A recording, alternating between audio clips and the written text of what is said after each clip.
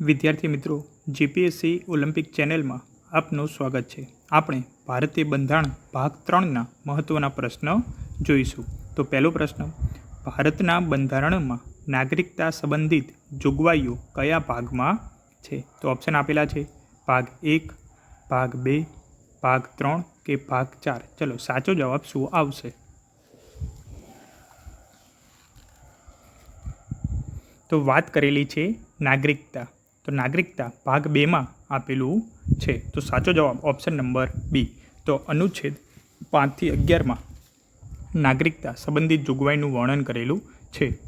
અને ભારતમાં એકલ નાગરિકત્વ છે, એટલે કે આપણે અમેરિકામાં 2 નાગરિકત્વ છે, એમાં રાજ્યની પણ છે અને દેશની પણ હોય છે. પરંતુ આપણે બ્રિટનમાંથી એક નાગરિકત્વ સ્વીકારેલું છે, એટલે આપણે બધા રાજ્યના નાગરિક હોતા નથી, પરંતુ ભારતીય દેશના નાગરિક છીએ. ચલો બીજા નંબરનો પ્રશ્ન જોઈએ. ભારતના બંધારણમાં કયો અનુચ્છેદ સમાનતાના અધિકારની વાત કરે છે? તો અનુચ્છેદ 14, અનુચ્છેદ 19, અનુચ્છેદ 21 કે અનુચ્છેદ 32. ચલો સાચો જવાબ શું આવશે?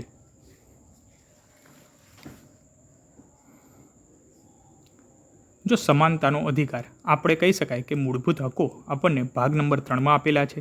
એમાં જ સૌથી પહેલાં જ અનુચ્છેદ 14માં જ સમાનતાનો હક આપેલો છે, બરાબર. તો અનુચ્છેદ 14 સમાનતા, પરંતુ અમુકમાં આપણને કોઈ પણ સરકારી નોકરીમાં એમાં અમુક છૂટછાટ આપેલી છે.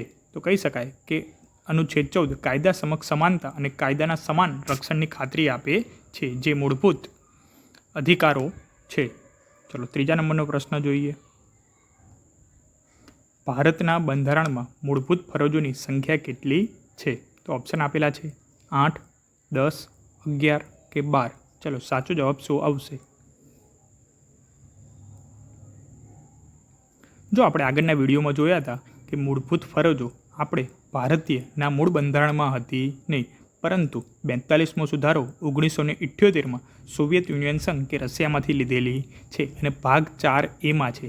સૌથી પહેલાં સરદાર સ્વર્ણસિંહ સમિતિ દ્વારા 8 જે છે મૂળભૂત ફરજોનું આપવામાં આવેલી હતી, એટલે કે એમની ડિસ્કસ કરવામાં કે ચર્ચા વિચારણા કરવામાં આવી હતી. પછી ઇન્દિરા ગાંધી સરકાર દ્વારા 10 મૂળભૂત ફરજોને બંધારણમાં સમાવેશ કરવામાં આવેલો હતો. તો પહેલાં 10 હતી અને 86મો બંધારણીય સુધારો 2002 દ્વારા આપણે એક 11મી જે ફરજ છે કે શિક્ષણનો અધિકાર, મફત અને ફરજિયાત જે શિક્ષણનો અધિકાર છે એને આપણે ઉમેરેલી છે. એટલે કે મૂળભૂત ફરજો 51A જો અનુચ્છેદ પૂછે તો, બરાબર, ભાગ પૂછે તો 4A 1976માં ઉમેરાય. અને 86મા બંધારણ સુધારમાં 2002માં એક વધુ ફરજનો ઉમેરવામાં કરવામાં આવેલો છે. એટલે ટોટલ અત્યારે 11 મૂળભૂત ફરજો છે, યાદ રાખજો. ચલો ચોથા નંબરનો પ્રશ્ન કે ભારતના બંધારણમાં કયું અનુચ્છેદ બંધારણીય ઉપાયનો અધિકારની વાત કરે છે? તો ઓપ્શન આપેલા છે 21, 32, 226 કે 356. ચલો સાચો જવાબ શું આવશે? જો બંધારણીય ઉપાય એટલે કહી શકાય કે બંધારણીય ઇલાજનો અધિકાર, તો અનુચ્છેદ 32ને બંધારણીય ઇલાજનો અધિકાર તરીકે ઓળખવામાં આવે છે. આપણે મૂળભૂત અધિકારોના ઉલ્લંઘન માટે સુપ્રીમ કોર્ટમાં અરજી કરવાનો અધિકાર આપે છે અને જેને બાબા સાહેબ આંબેડકર દ્વારા બંધારણનું હૃદય ગણવામાં આવેલું છે. ચલો પાંચમા નંબરનો પ્રશ્ન જોઈએ કે ભારતના બંધારણની 5મી અનુસૂચિ શું દર્શાવે છે? અનુસૂચિની વાત કરેલી છે. તો 5મા નંબરની તો પહેલો ઓપ્શન છે પાસાઓની યાદી, બીજું આદિજાતિ વિસ્તારોનું વહીવટ, ત્રીજું કેન્દ્ર અને રાજ્યના સંબંધો, ચોથું પંચાયતોની સત્તા. ચાલો સાચો જવાબ શું આવશે? જો આપણે ટોટલ જોયેલું કે 12 અનુસૂચિ છે, એમાં જે 5મા નંબરની જે અનુસૂચિ છે એ આદિજાતિ વિસ્તારોનું વહીવટ, બરાબર, કે જે અમુક રાજ્ય છે, બરાબર, એમાં વસ્તી અનુસૂચિ અને અનુસૂચિત વિસ્તારો, તેમાં તેના વહીવટ અને નિયંત્રણની જોગવાઈઓ દર્શાવે છે. ચલો છઠ્ઠા નંબરનો પ્રશ્ન, ભારતના બંધારણમાં નગરપાલિકાઓ સંબંધિત જોગવાઈઓ કયા ભાગમાં છે? નગરપાલિકાની વાત કરેલી છે. તો ભાગ 9, 9A, ભાગ 10 કે ભાગ 11. ચલો સાચો જવાબ શું આવશે? જો હમણાં જ આપણે જોયું કે પંચાયતો, તો પંચાયતોમાં આપણે જે ભાગ જોયો હતો એ 9 ભાગ હતો, બરાબર. પરંતુ જે નગરપાલિકાઓ છે એમાં 9A આવશે. ભાગ 9A અનુચ્છેદ 243P થી 243ZG નગરપાલિકાની રચના અને કામગીરીનું વર્ણન કરે છે. જો પંચાયતો માટે પૂછે તો 73મો બંધારણીય સુધારો આવશે. જ્યારે નગરપાલિકા માટે પૂછે તો 74મો બંધારણીય સુધારો 1992 દ્વારા એ ઉમેરવામાં આવ્યું હતું. ચલો 7મા નંબરનો પ્રશ્ન. ભારતના બંધારણમાં કયો અનુચ્છેદ જીવન અને વ્યક્તિગત સ્વતંત્રતા અધિકારની ખાતરી આપે છે? ઓપ્શન આપેલા છે અનુચ્છેદ 19, 21, 23 અને 25. ચલો સાચો જવાબ શું આવશે?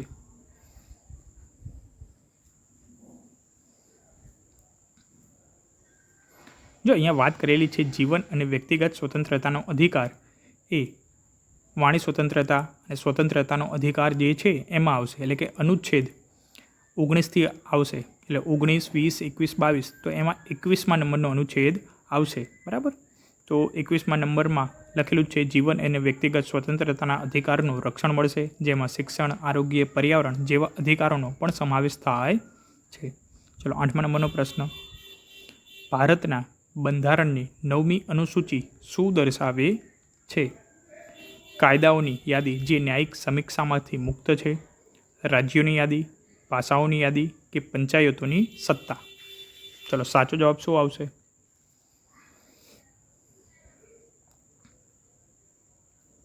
તો સાચો જવાબ ઓપ્શન નંબર એ, કાયદાઓની યાદી જે ન્યાયિક સમીક્ષામાંથી મુક્ત છે. 9મી અનુસૂચિ પ્રથમ સુધારો કે 1951 દ્વારા ઉમેરાય. તો મોસ્ટ આઈએમપી પ્રશ્ન કે પહેલો બંધારણીય સુધારો શેના માટે હતો? તો પ્રથમ બંધારણીય સુધારો 9મી અનુસૂચિ દ્વારા ઉમેરાય. એટલે કે પહેલાં અનુસૂચિ 8 હતી અને અત્યારે 12 છે, જેમાં ચોક્કસ કાયદાઓને ન્યાયિક સમીક્ષાથી બચાવવામાં આવે છે. ચલો 9મા નંબરનો પ્રશ્ન જોઈએ. ભારતના બંધારણમાં રાષ્ટ્રપતિની સમાદાનની સત્તા કયા અનુચ્છેદ હેઠળ છે? ઓપ્શન આપેલા છે 72, 74, 123 કે 161. ચલો સાચો જવાબ શું આવશે? જો આપણે કહી શકાય કે રાષ્ટ્રપતિ પાસે સત્તા હશે કે કોઈ પણ ગુનેગાર હશે એની સજામાં ઘટાડો કરવો, બરાબર, કે ફાંસીની સજા હશે તેમજ સજામાં પરિવર્તન કરવું, તો એના માટે રાષ્ટ્રપતિને અનુચ્છેદ 72 મુજબ સત્તાઓ મળેલી છે. રાષ્ટ્રપતિને સમાધાન, સજામાં રાહત અથવા માફી આપવાની સત્તા આપે છે. જ્યારે તમને રાજ્યપાલને પૂછી લે રાજ્યમાં, તો રાજ્યમાં 161 આવશે, બરાબર. એ પણ મોસ્ટ આઈએમપી યાદ રાખજો.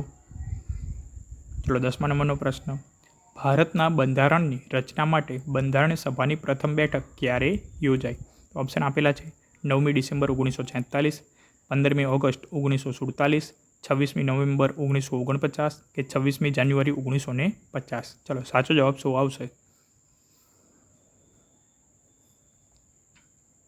તો સાચો જવાબ આવશે કે સૌથી પહેલી જ બેઠક 9મી ડિસેમ્બર 1946 ઓપ્શન નંબર એ માં યોજાઈ હતી અને જેનું નેતૃત્વ સચ્ચિદાનંદ સિન્હા જે કાર્યકારી અધ્યક્ષ હતા એમને કર્યું હતું. તો વિદ્યાર્થી મિત્રો, આવા જ બીજા પ્રશ્ન સાથે ફરીથી મળશું. તો આ ચેનલને લાઈક કરો, શેર કરો, સબસ્ક્રાઈબ કરો.